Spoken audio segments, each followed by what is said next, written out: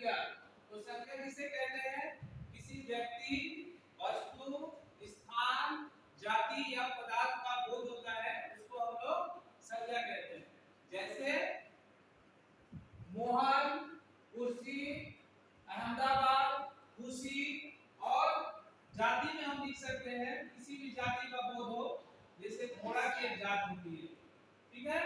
तो संज्ञा के मूल रूप से संज्ञा जो है वो किसी को संज्ञा में बोल सकते हैं। कोई भी संसार में जो जीवित, सजीव या जो निर्जीव है उसको हम लोग संज्ञा बोल सकते हैं। तो संज्ञा की परिभाषा क्या होगी? सब एक साथ बोलो। संज्ञा किसी व्यक्ति, वस्तु, जाति, स्थान और भाव का और बोध भाव होता है उसे हम लोग संज्ञा कहते हैं। जैसे व्यक्ति में मोहन, वस्तु में खुशी, स्थान में अहमदाबाद, भाव में खुशी और जाति में घोड़ा।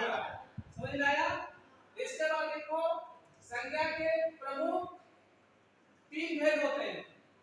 संज्ञा के प्रमुख तीन भेद होते हैं: व्यक्तिवाचक संज्ञा, जातिवाचक संज्ञा और भाववाचक संज्ञा। संज्ञा कितने भेद हुए? मूल रूप से तीन भेद होते हैं। कौन कौन? व्यक्तिवाचक संज्ञा, भाववाचक संज्ञा। जातिवाचक संज्ञा के दो और भेद होते हैं। जातिवाचक संज्ञा के दो और भेद होते हैं। एक को बोलते हैं हम लोग द्रव्यवाचक संज्ञा, एक को क्या बोलते हैं? द्रव्यवाचक संज्ञा। और दूसरा को बोलते हैं हम लोग समूहवाचक संज्ञा। ये दोनों ही क्या है? जातिवाचक संज्ञा के ही दोनों क्या है? भेद है। कौन कौन? द्रव्यवाचक संज्ञा और समूहवाचक संज्ञा। तो संज्ञा के कुल कितने मूल भेद हुए? तो संज्ञा के प्रमुख तीन भेद होते हैं: जातिवाचक संज्ञा, व्यक्तिवाचक संज्ञा, जातिवाचक संज्ञा, भाववाचक संज्ञा। और जातिवाचक संज्ञा के दो भेद हुए: द्रव्यवाचक संज्ञा, समूहवाचक संज्ञा।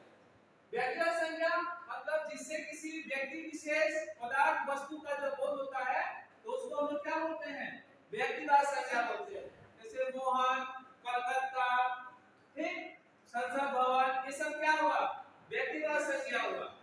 जातिवाचक संज्ञा जिससे किसी विशेष जाति का बोध हो, जैसे स्त्री हुआ, पुरुष हो गया, मनुष्य हो गया, ठीक है, घोड़ा हो गया, कोई नगर हो गया, ये सब क्या है?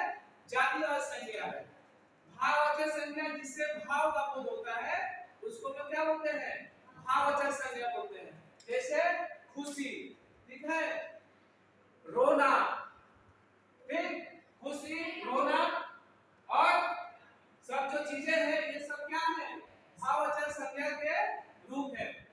और द्रव्यवाचक संज्ञा जिससे किसी द्रव्य का बोध हो उसे द्रव्यवाचक संज्ञा कहते हैं। जैसे सोना, चांदी, पानी, दूध, ये सब क्या है? द्रव्य है। द्रव्य में तरल और ठोस दोनों पदार्थ आते हैं। और समूहवाचक संज्ञा जिससे समूह का बोध हो उसे हम लोग क्या कहते हैं? समूहवाचक संज्ञा कहते हैं। जैसे सेना, मेला, झुंड इत्यादि, ये सब क्या है? समूहवाचक संज्ञा है। इस चीज को समझ में आया?